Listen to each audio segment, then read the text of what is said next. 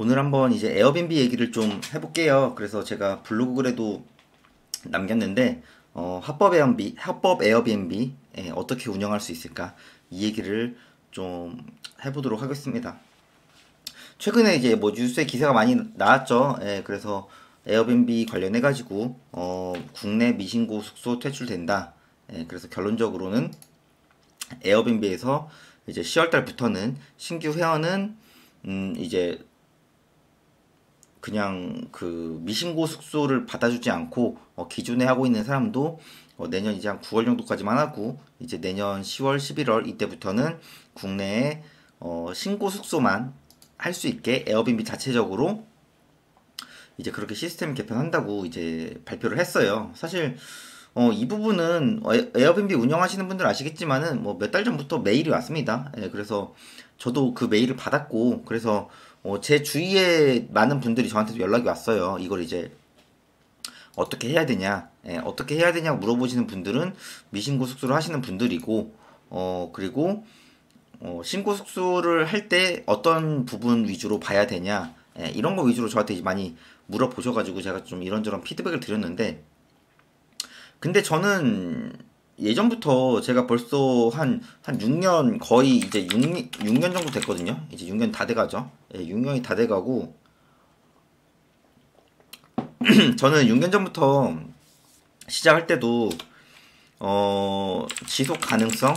이거에 대해서 되게 고민이 많았거든요. 그러니까 하면 되게 재밌는데, 이게 얼마나 지속 가능할까? 왜냐면은, 이게 지금 언론 기사만 보더라도 불법 숙소 관련해가지고 미신고 숙소 된 게 거의 뭐 90% 정도 된다고 해요. 뭐 그 이상이라고 하기도 하고.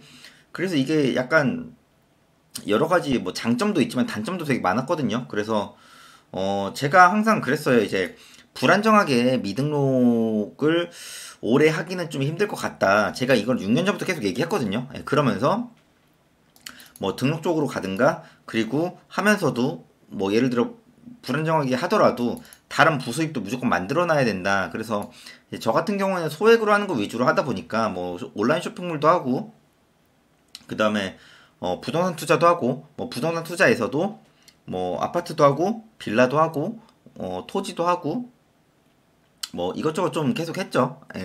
그래서 저는 항상 이런 부분이 어떻게 변화될지 모르기 때문에 그래서 이제 계속 대비를 했거든요. 그러면 이제 다들 합법 에어비를 하려면은 운영하는 부분들이 뭐 이런 것 같아요. 뭐 첫 번째로 뭐 건물 노후도 이제 서울에서 하려고 하면은 기본적으로 어느 지자체에 다 물어봐야 되지만은 30년 이상은 기본적으로 안 됩니다. 그래서 이제 여기저기 지자체 물어봐도 이게 조례상 이제 그렇게 됐다고 하더라고요. 그래서 지금 어떤 데는 약간 20년 얘기하는 데도 있고 어떤 데는 30년 얘기하는 데도 있거든요. 그래서 이거는 그 지자체 담당자한테 한번 물어봐야 되는데 사실 서울에 노후도가 높은 건물이 굉장히 많죠. 뭐 40년, 30년 이상 된 뭐 빌라, 아파트 이런 것도 엄청 많고 그러다 보니까 사실 노후도 문제를 따지다 보니까 이거에서 일단 걸리는 게 있고 그리고 두 번째로 이제 집주인 동의가 있어요. 집주인 동의. 이거를 하려면은 외국인 도시 민박업에 동의한다. 뭐 임대차 계약서에 이런 문구라도 있어야 되는 거거든요. 그러다 보니까 이제 집주인분들은 저도 이제 예전에 많이 이제 집주인분들한테 설득도 하고 막 그랬지만은 이분들은 약간 집 가지고 어떤 소위 말하는 장사? 이런 거를 한다는 것 자체가 약간 조금 되게 낯서세요. 그리고 되게 집주인분들 같은 경우는 좀 연배가 좀 있으시거든요, 일반적으로. 그러다 보니까 이런 에어비앤비 시스템이라든가 이게 실제로 잘 되는 게 맞나? 왜냐면은 월세를 어떻게 보면은 직장인한테 받는 게 낫지, 사업하는 사람한테 월세를 받으면은 이 사업이라는 게 잘 될지 안 될지도 모르는 거잖아요, 솔직히 말해서. 그래서 월세를 뭐 조금 더 주든 그거랑 별대로 약간 안정적으로 나에게 월세를 잘 줄 수 있나 그거를 이제 보시는 것 같아요. 그리고 외국인 도시민박업을 하려면은 뭐 전입도 해야 되지만은 인근 세대 동의를 받아야 되거든요.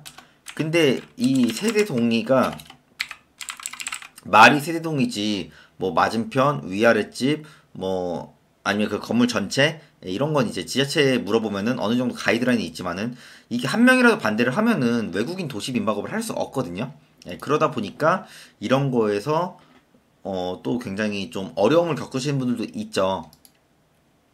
그래서 사실 집주인 동의인데 집주인 동의를 했더라도 인근 세대 동의가 없으면은 이것도 되게 난감합니다.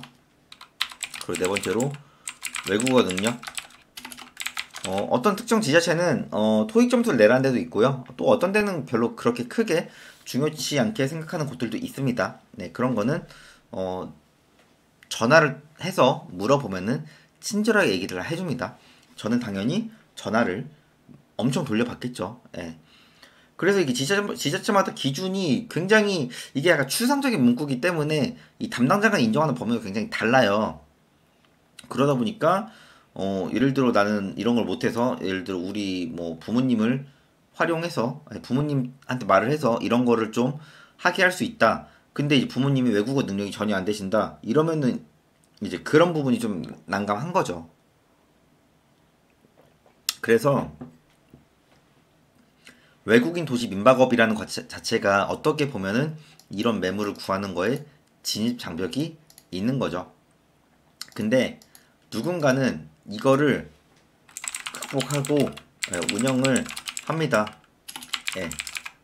어떤 지자체에서는 지금 신청하면은 실사 나오는데 꽤 오랜 시간이 걸리는 곳도 있습니다. 네. 그러면은 결론적으로는 조건을 충족해서 실제로 오픈 준비를 한다고 신청한 매물들이 엄청 많다는 거죠. 예.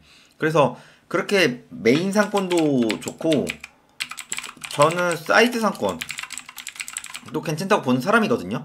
제가 메인 상권도 그렇고 뭐 사이트 상권도 그렇고 여러 가지 제가 오픈 경험도 있고 그리고 많이들 오픈을 시켜줘서 저는 만시를 시켜줬거든요 거의. 예.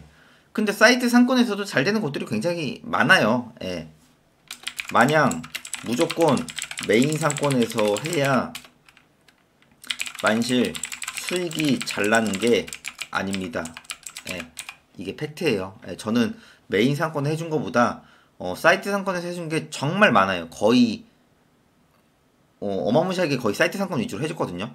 그럼에도 불구하고 메인 상권 하시는 분들만큼 정도는 뭐 만실도 되고 수익도 굉장히 잘 나옵니다. 누군가는 이러한 조건들이 굉장히 까다롭기 때문에 전화 몇 통 돌려보고 안 된다고 하면서 포기를 합니다. 제 주위에도 그러신 분들이 있어요. 근데 그럼에도 불구하고 저는 어려운 부분일수록 내가 극복하면은 결론적으로 나는 그 허들을 넘었으니까 남들보다 그 안에서 경쟁력이 있다고 생각을 해서 불가능이 아니면은 일단 최대한 부딪히라고 합니다. 저 또한 그러고 있고요. 그래서 저라면은 저도 예전에 그렇게 했지만은 많은 동네를 다녀보고 현장 가서 계속 물어보는 거예요.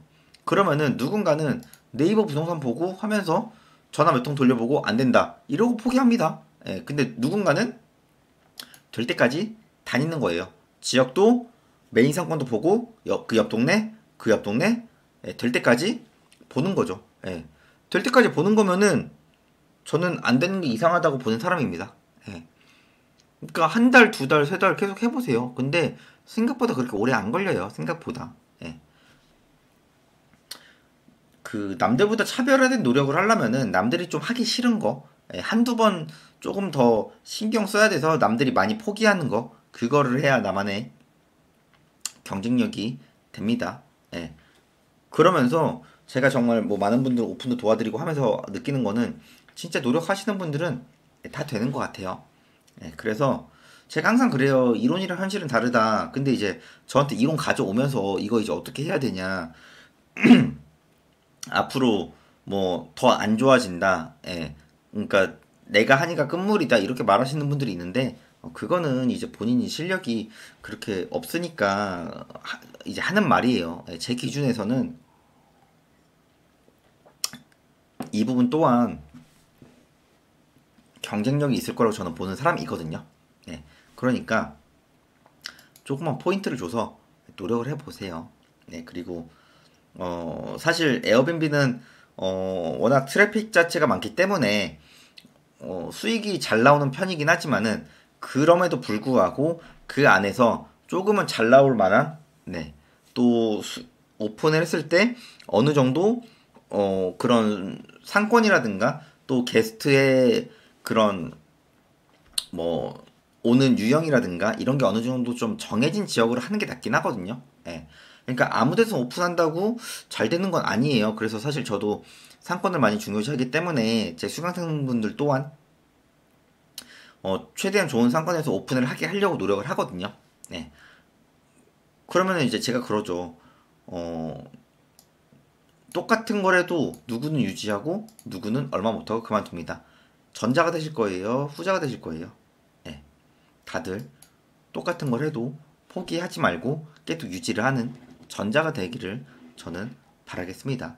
네. 제가 어떻게 보면은 누구보다 에어비앤비를 정말 오래 했고 정말 많은 종류의 에어비앤비를 저는 다 해봤다고 말하는 사람입니다. 예, 누구보다 꾸준히 롱런을 해서 저는 오래 하고 있어요.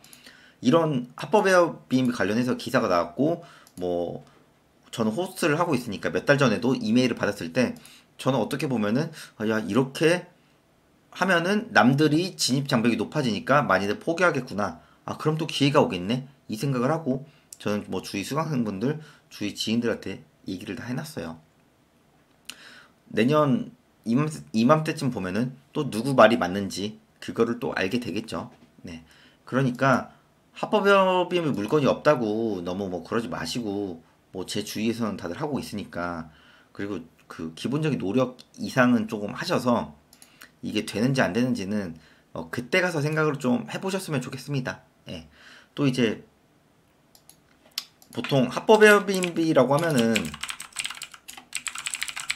이제 외국인 도시 민박업도 있지만은 농어촌 민박업도 있거든요. 네. 그러니까 이제 농어촌 민박업은 제가 뭐 다음 시간에 한번 좀 말씀드리겠지만은 다들 외도비만 얘기하지만 저는 농어촌 민박업도 굉장히 찬성하는 사람 중에 한 명입니다. 예. 그러니까 이게 할 수 있는 건 굉장히 많이 있거든요. 뭐 예를 들어 농어촌 민박업을 하고 싶다. 그럼 내가 경매로 좀 저렴하게 낙찰 받아도 되는 거잖아요. 그러니까 내가 할 줄 아는 게 많아지면은 벌 수 있는 것도 굉장히 많아지거든요. 그러니까 다들 합법 에어비앤비를 하시려면은 일단은 좀 뭐 이론은 이론이잖아요. 예, 이론을 충족할 만한 물건을 또 찾을 수 있도록 내가 현장을 많이 돌아다니는 거는 당연히 해야 되는 거죠. 네. 그러니까 이론은 이론대로 지키면서 또 현장에서 어떤 식으로 반영을 해야 되냐. 예, 이렇게 말씀을 드릴 수밖에 없는 것 같아요. 예. 뭐 이 기사 때문에 또 누군가는 또 그러니까 완전히 진짜 레드오션이었는데 더 틀어 막았다라고 해서 생각하시는 분도 있으시겠지만은 뭐 저는 전혀 그렇게 생각을 안 합니다. 네. 누구보다 오래 했고 누구보다 정말 많은 에어비앤비를 해봤기 때문에 뭐 저는 자신 있게 말씀드릴 수 있는 것 같아요. 네. 그래서 다들 이제 10월 달부터는 어차피 이제 그 영업 등록증을 받아야 되거든요. 예, 그러니까 합법 에어비앤비를 다들 좀 노력을 해서 운영을 하셔가지고 남들과의 좀 차별성, 예, 그 한계를 뚫으셔가지고 좀 원하는 수익도 좀 얻으시고 자신감도 얻으시고, 예, 그래서 또 다른 분야의 도전도 많이 하시고, 예, 왜냐면은 이제 합법 에어비앤비는 뭐 전입을 해야 되기 때문에 한 사람은 하나밖에 안 되거든요. 예, 그래서 이참에 하시고 좀 다른 부수입 뭐 저처럼 경매를 하셔도 되고 아니면 온라인 쇼핑몰을 하셔도 되고 예, 그런 식으로 다들 좀 수익 분야도 넓히셔가지고 원하는 목표를 이루셔서 본인들이 원하는 삶을 살 수 있도록 하루하루 최선을 다 하셨으면 좋겠습니다. 에어비앤비 얘기는 좀 농어촌 민박업이라든가 이런 것도 제가 차근차근 다음 시간에 자세히 풀도록 하겠습니다. 영상 내용 괜찮았으면은 구독이랑 좋아요도 부탁드리겠습니다.